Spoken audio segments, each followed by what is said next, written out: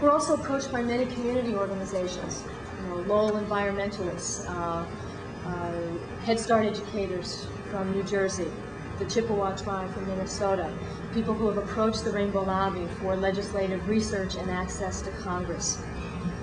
But what's fundamental is the Rainbow Lobby's commitment to fair elections and democracy.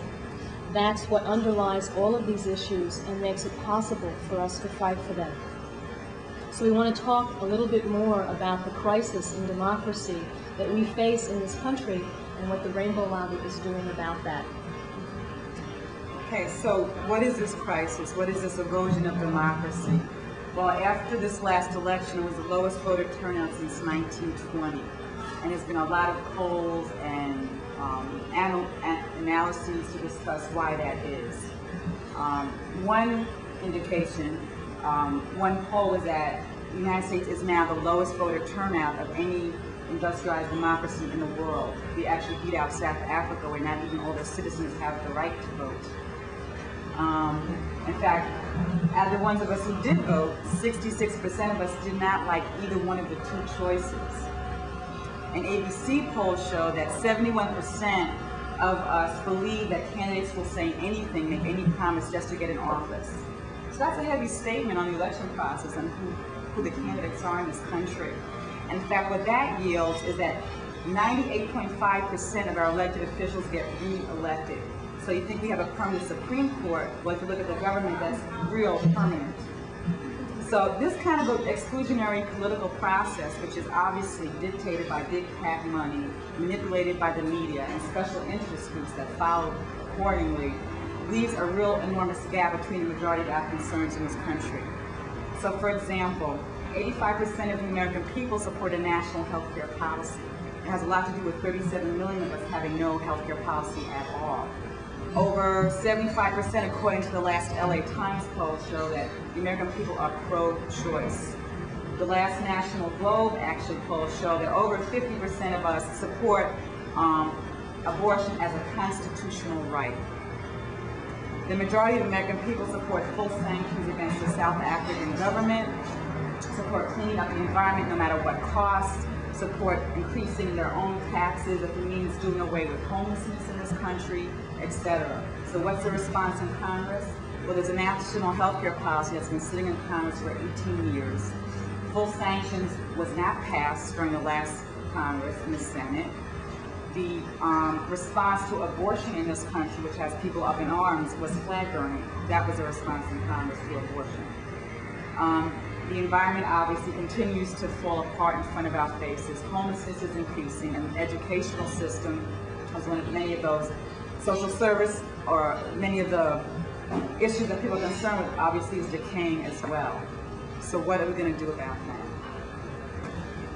So we've all been taught that it's through the electoral process that we would be able to get a chance to formulate social policy in this country. That we've been taught that that's exactly what participatory democracy is all about. But the reality is, over the last 40 years, that any possibility of participating in that process has been clearly eroded. That there have been erected obstacles and barriers.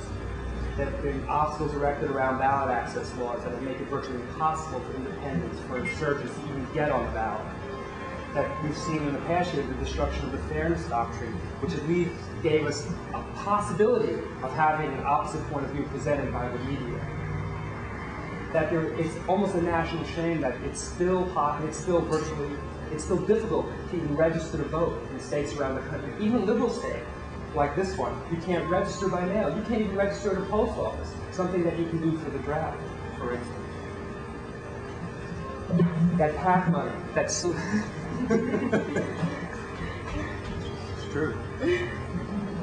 That we've seen more and more that money interest, that PACs have contributed $150 million to congressional candidates last year to incumbents. More than half the money of incumbents now come from PACs, from swelp money, from honorariums. It's become a virtual playground of multi-millionaires and candidate politicians, to the point where 52 congresspeople last year ran completely unopposed.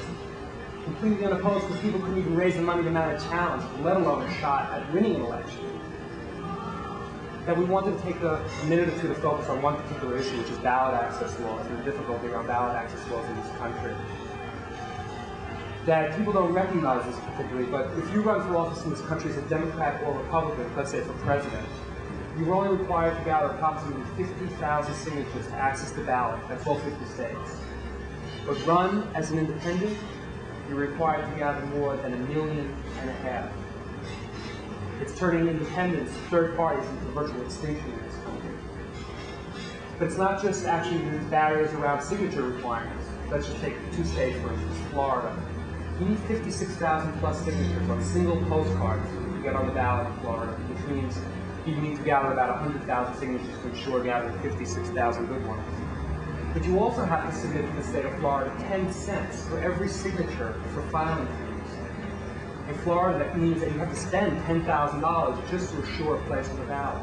North Carolina requires a 5-cent filing fee, over $5,000. Now, both of these states require not one single signature if you're a Democrat or Republican, not 1 penny for a filing fee. That these barriers are just typical of what exists all throughout the country. So the package. Maybe you could say also what the Fair Elections, what the Rainbow Lobby is doing about that. Well, H.R. 1582, which was authored by the lobby, submitted by John Conyers, is a bill that equalizes and standardized ballot access throughout the country.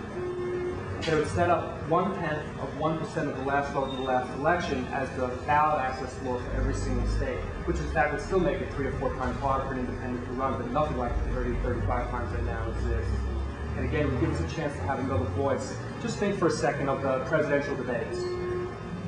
Something that millions and millions of people watch in this country. Think of the obvious position the far right put out. The far right was saying, well, is the murderer the woman, or is the murderer the doctor? With no response from a progressive movement. But what would have meant to have had an independent, somebody who represented the position of the majority in this country, saying, wait a minute, it's a woman's rights to choose. In fact, we're the majoritarian point of view. That we don't have to buy the lip service of the far right with no response at all. So that would give us a chance, in fact, to have our social vision articulated in this country. In fact, the social vision of the both of us.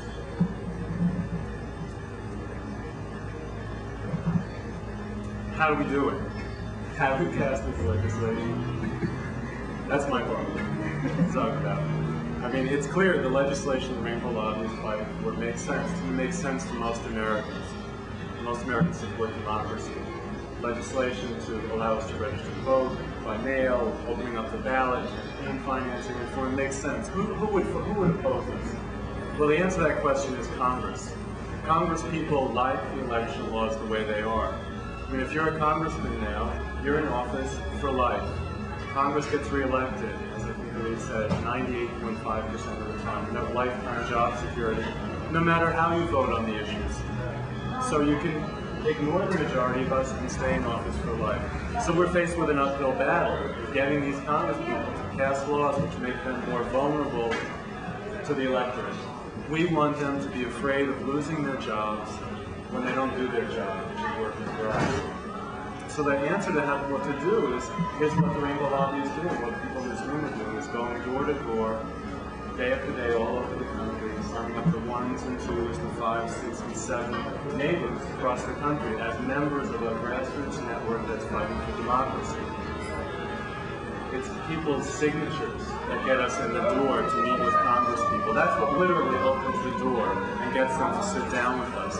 It's the dollars that people are giving all over the country in 79 cities so far that funds our lobby in Washington, D.C., that allows us to maintain our full-time staff of lobbyists and lawyers. And it's people's memberships that makes Congress people pay attention. That's what they pay attention to, an ongoing, sustained organization of members, 140,000 strong right now across the country. That's why they're responding to this legislation. We're doing, in a way, what we did in the fight against Robert Bork a couple of years ago. A broad grassroots network was built that generated $15 million. We sent tens of thousands of postcards, letters, and telegrams to Congress. And what were we doing? After all, we were just trying to make them do their job. It took $15 million to make them do their job and defeat a racist, right-wing, anti-woman, anti-poor judge that Reagan had nominated to the Supreme Court. The trouble was, though, that the day after we defeated Bork, Congress started going back to business as usual, and they put another right-winger onto the Supreme Court, who's now part of the anti-civil rights, anti-abortion network. That's why a sustained, ongoing political organization is so critical.